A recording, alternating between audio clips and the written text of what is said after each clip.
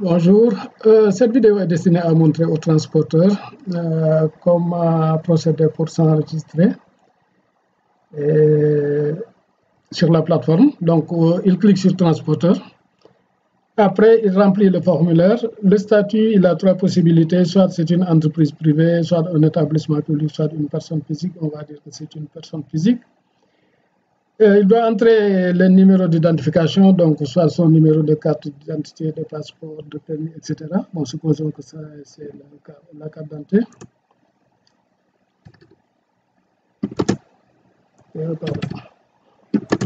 Encore que j'aurais pu.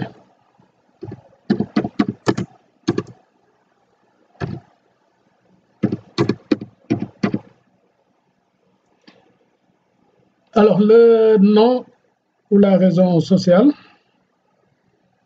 Donc là, on va mettre par exemple Hassan Diagne. L'adresse, alors c'est pas obligatoire, mais il faut vraiment être très complet. Oh là là, décidément. Il faut être vraiment très complet pour que toutes les informations dont on pourrait éventuellement avoir besoin soient disponibles. Donc ici, on va mettre par exemple SICAP Liberté 1. Le téléphone fixe, s'il y en a, n'est pas obligatoire. Par contre, le téléphone portable est obligatoire.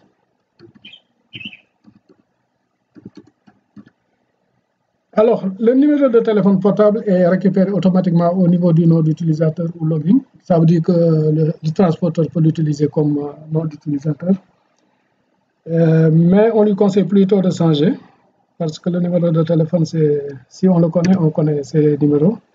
L'email n'est pas obligatoire, mais c'est fortement conseillé d'en avoir un parce que quand il y a des demandes de devis, les demandes de devis sont envoyées de préférence par mail parce que sur le mail, on peut être complet.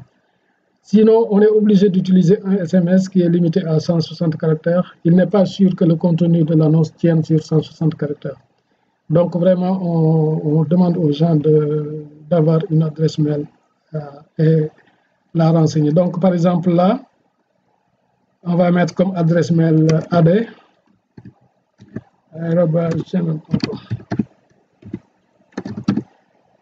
Donc, le login, on va mettre AD, ça va être simple. Le mot de passe, il n'y a pas de contrainte au niveau de la longueur, mais il faut être vraiment il faut mettre un mot assez long, disons, au moins 9 caractères, et qui contient des lettres majuscules, minuscules, et des chiffres et des caractères spéciaux éventuellement. Caractères spéciaux comme le plus, le moins, arrobase, astérix, etc. Le type de partenariat, pour l'instant, est à inscription en cours de validation parce que les responsables de Linkups vont recevoir le contenu du formulaire, vont prendre contact avec le transporteur, vont discuter avec lui. Et donc, s'ils parviennent à trouver un accord sur les conditions de son enregistrement, vont valider son inscription et éventuellement vont enregistrer ces véhicules au niveau de la plateforme. Donc, pour l'instant, on ne peut pas changer le statut, le type de partenariat. Les observations, il faut aussi donner vraiment des informations sur soi-même. Donc, par exemple, on peut dire je suis un transporteur couvrant la sous-région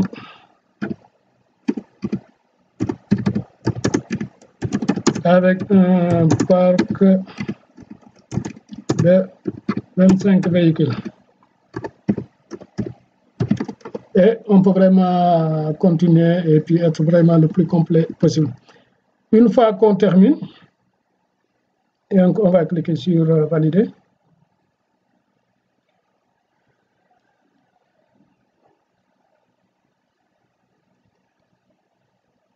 Alors, il nous dit Hassan Diagne a été enregistré. Un de nos responsables prendra contact avec vous pour valider votre inscription. Merci de votre confiance. Alors, on va mettre OK. On va regarder après plus tard. Au niveau de...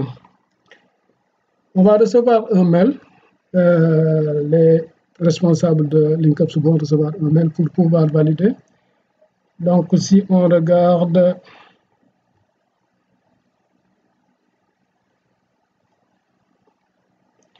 C'est pas encore arrivé, c'est pas ce mail-là d'ailleurs. Voilà, c'est bon. Donc, c'est pas, voilà, donc il y a les différents mails qui arrivent. Alors ici, logiquement, voilà, c'est ça. Donc on a Hassan Diagne, le numéro de téléphone, on a l'adresse mail. Donc le mail est envoyé aux responsables de Linkups qui vont, à partir de ces informations-là, prendre contact avec le transporteur. On va supposer que après discussion, un accord a été trouvé avec lui, donc il est sur la plateforme avec ces véhicules qu'il faut enregistrer. Alors pour enregistrer un véhicule, il faut que un membre de Linkups se connecte. Parce que pour l'instant, la véhicule, on ne peut pas accéder quand on n'est pas connecté, donc il faut être connecté comme membre de Linkups.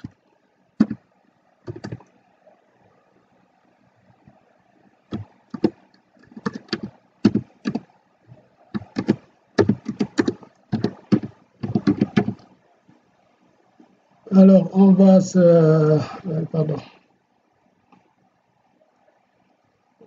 connecter à partir d'ici.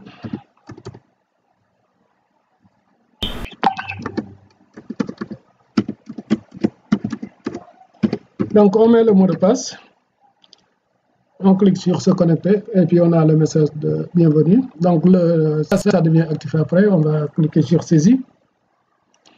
Là, on a un certain nombre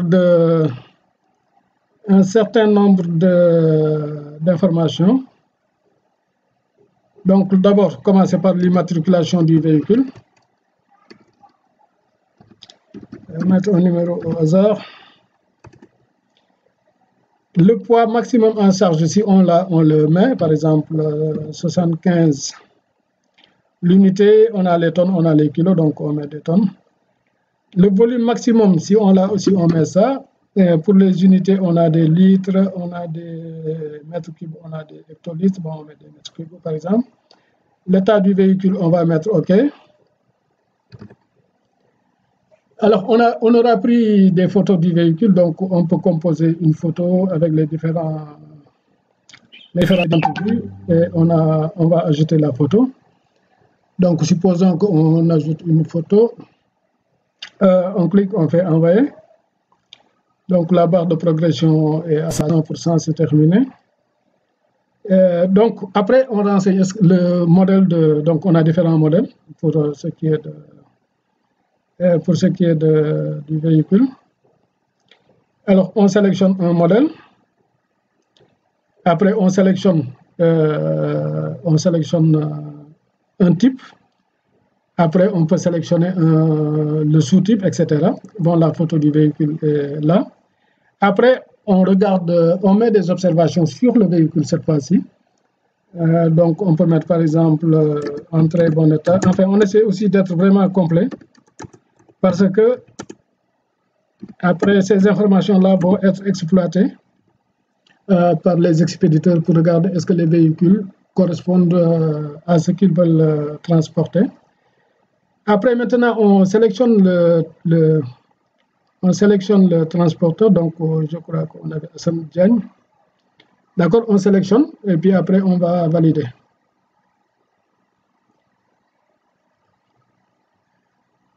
Donc, il nous dit véhicule immatriculé, après a été enregistré. Alors, à partir de là, ce que peut faire déjà le transporteur, c'est que si ces véhicules sont utilisés dans le cadre d'expédition gérée par la plateforme, il peut déjà, avec notre système de tracking, voir où son véhicule se trouve ou bien quel est le trajet qu'il a suivi. Alors, pour ce faire, on va cliquer sur Suivi. Lui, en tant que transporteur, il clique sur transporteur. Si c'est les expéditeurs, il clique sur expéditeur. Donc, il clique sur transporteur. Bon, lui, il n'a pas encore un véhicule avec un trajet, mais on va regarder qu'est-ce que un autre transporteur qui aurait déjà ça, d'accord? Donc, si on prend ici Mambénia, il y a 3 véhicules. Alors, si on sélectionne un véhicule, on clique sur afficher sur la carte en bas. Le système va nous afficher le trajet qu'il a effectué. Donc, on peut savoir à n'importe quel moment où est-ce qu'il se trouve. En regardant. Bon, ça, c'est des trajets qui sont déjà terminés. Si on prend un autre véhicule, on peut aussi afficher son trajet. S'il y a un trajet, le temps que le système aille chercher les données. Problème de connexion un peu lente, voilà. Donc là, on a un autre trajet pour ce véhicule-là, etc. Voilà, donc, et maintenant, autre possibilité, après, plus tard, le transporteur peut accéder à des documents qui seraient liés à l'expédition. Donc, il a utilisé son véhicule, il a lié, disons, à un expéditeur. Donc, il peut accéder à tous les papiers qui sont relatifs à cette expédition-là, les contrats, les factures, etc. S'il a perdu, par exemple, les documents physiques qui concernent cette même expédition.